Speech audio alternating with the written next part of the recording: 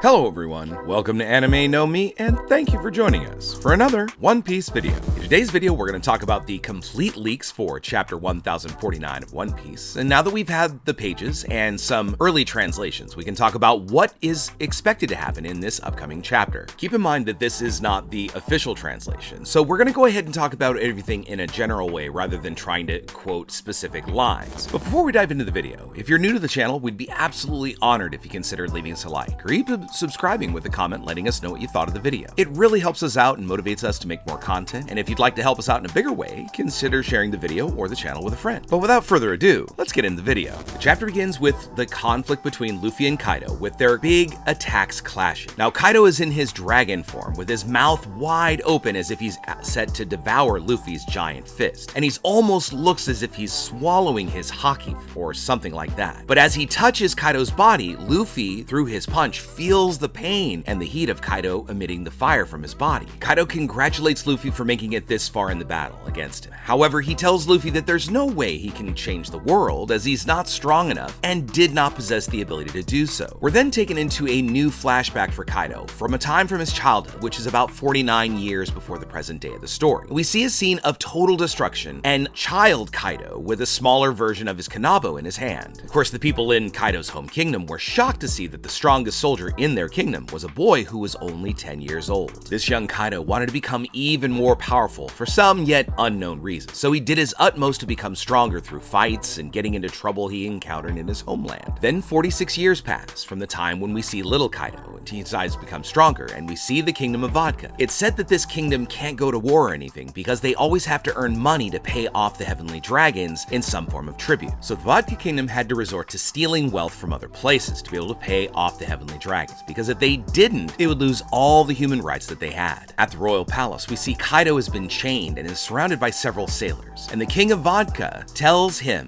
that he has been recruited by them and that he must now serve as a sailor against his will. Kaido, of course, refuses to be a dog of the world government, but the king tells him that it's too great a burden for the kingdom and that they can no longer take care of Kaido, and this ends up creating a great contempt for not only the king, but the Vodka kingdom as well. One of the sailors tells the king that once Kaido was delivered, the Vodka kingdom would finally be allowed to participate in the revelry. Kaido angrily interrupts him by saying that he is not a political tool. After being taken to the ship, Kaido finds a way to escape the Marines, and in doing so, earns a 70 million berry reward. And thus we see his wanted poster grow from there. We see that on his wanted poster is written Kaido, and this confirms that this is indeed his real name, unlike Big Mom, Blackbeard, or Whitebeard, who use these names to hide their real names. Over the following years, Kaido ends up getting captured by the Marines several times, but always ends up escaping, and sometimes Kaido would actually let himself get captured when he was hungry and just wanted to use the prisoner ships to feed himself, only to escape again. 2 years passed, and after the first reward Kaido obtained, he now finds himself on Hachinosu, an island in the New World that is currently used by Teach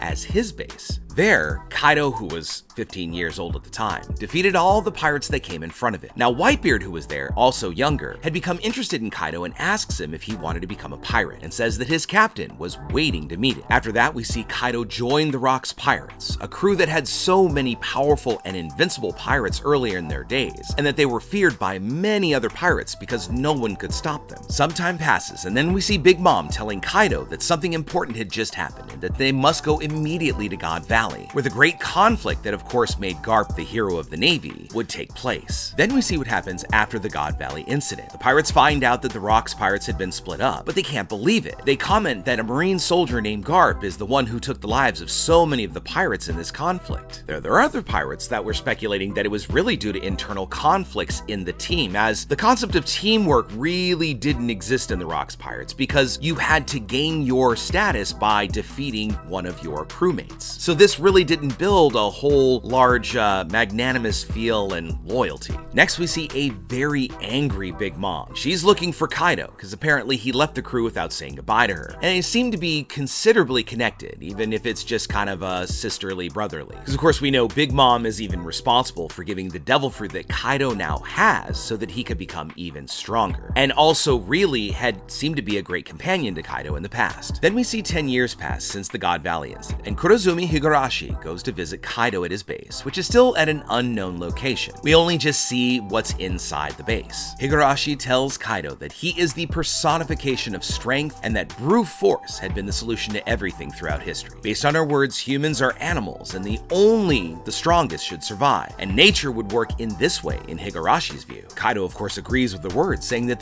only the strongest can stay alive, and this is the reason he has chosen to become even stronger, so that no one can defeat him. Higurashi goes on to say that the survivors of the Rock's gang would soon gain prominence in the world, and that the world would be ruled by fighting tools. Kaido says he understands, and that soon he too would make a name marked in eternity. After some more time, we come into a scene where we see Kaido talking to his subordinates in his castle. Apparently this is placed after Odin lost his life in the boiling oil. Kaido tells his men that there are people who are born into nobility and people in power who consider that peace is reigning. So Kaido would drag them to the battlefield to show them the real meaning of loyalty and freedom. For only in combat would a person's worth be proven to everyone, and he was encouraging the people to follow him to succeed in overthrowing those in power so that he could create a world that was based on the idea that freedom that he possesses is about strength. Next we see Kaido talking to King, saying that he doesn't know how it happened, but that Yamato had started mentioning Joy Boy's name. And he says that Yamato believed that Odin's desire to open up the country's borders was a preparation for Joy Boy's arrival. Kaido says that they know who Joy Boy is, and King, with much curiosity, asks Kaido who